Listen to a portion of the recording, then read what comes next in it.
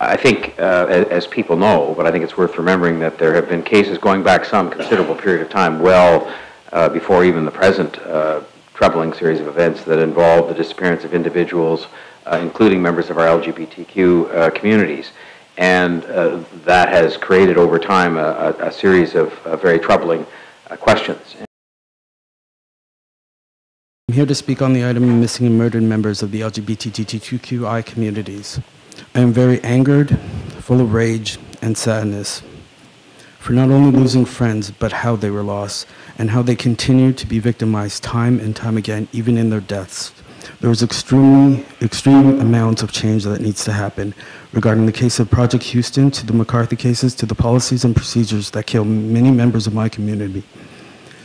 This review, if it has any chance of delivering meaningful results, it must expand more than just the case of missing persons, but how police force treat folks who are queer, trans, and two-spirited, who are also racialized, homeless, in sex work, those with substance use, and impacted by mental health, because all that does impact my community.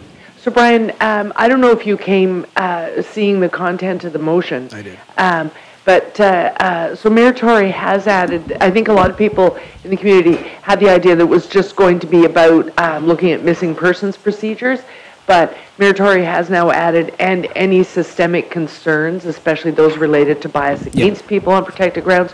So within that clause, if what we get back in June is that this inquiry is going to leave a lot of room to explore that, will that help us deal with the issues that you've presented today? No, because historically you chose members who are usually compliant with the police, usually white cis folks or folks that are privileged in our community.